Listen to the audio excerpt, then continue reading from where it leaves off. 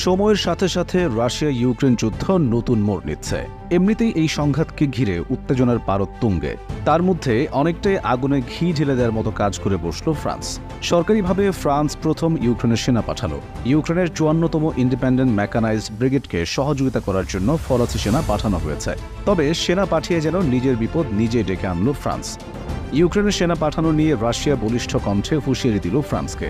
ফরাসি president Emmanuel macro যদি ইউক্রেনে তার দেশের সৈন্যদের পাঠিয়ে দেন, তাহলে রাশিয়ার সামরিক বাহিনী ফরাসি সেই সৈন্যদের বৈধ নিশানা হিসেবে দেখবে। ৮ মে বুধবার মস্কোতে সাংবাদিকদের সঙ্গে আলাপকালে এই হুঁশিয়ারি দিয়েছেন রাশিয়ার পররাষ্ট্র মন্ত্রণালয়ের মুখপাত্র মারিয়া জাখারোভা। গত ফেব্রুয়ারিতে ম্যাক্রো ভবিষ্যতে ইউক্রেনে ফ্রান্সের স্থলসৈন্য মোতায়েনের সম্ভাবনা নাকচ করছেন না বলে মন্তব্য করার পর ব্যাপক বিতর্কের শুরু হয়। ইউক্রেনের রাশিয়া জয়ী হলে ইউরোপের বিশ্বাসযোগ্যতা শূন্যে নেমে যাবে বলেও হুঁশিয়ারি দিয়েছিলেন ফরাসি নেতা। রুশ মুখপাত্র মারিয়া জাকারোভা বলেছেন, ম্যাক্রো নিজেই রাশিয়ার জন্য এক ধরনের কৌশলগত অনিশ্চয়তা তৈরি করার ইচ্ছা থেকেই এই ধরনের একগুঁয়ে মন্তব্যের ব্যাখ্যা করেছেন। রুশ এই কর্মকর্তা বলেছেন, আমাদের তাকে হতাশ করতে হবে, কারণ আমাদের জন্য সেই পরিস্থিতি আরও বেশি নিশ্চিত।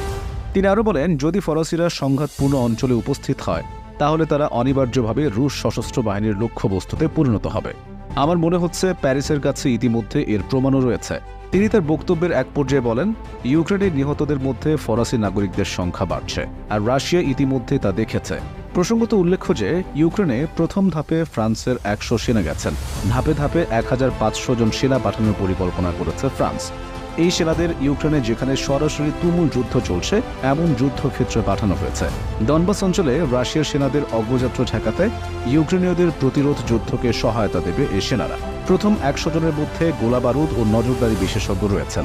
কয়েক মাস ধরে ফ্রান্সের প্রেসিডেন্ট এমানুয়েল ম্যাক্রো ইউক্রেনের সেনা পাঠানোর জন্য হুমকি দিয়ে আসছিলেন।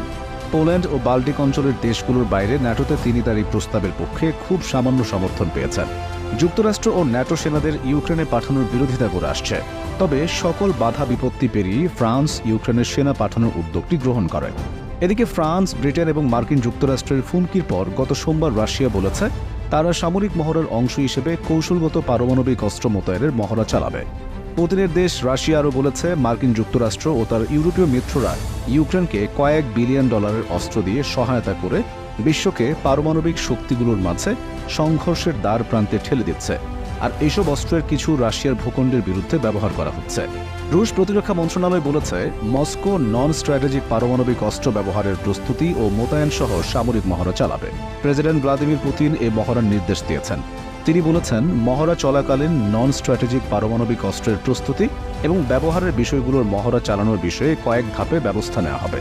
রাশিয়ার সাউদার্ন মিলিটারি ডিস্ট্রিক্টের ক্ষেপণাস্ত্র বাহিনী, বিমান বাহিনী ও নৌবাহিনীও এই মহড়ায় অংশ নেবে।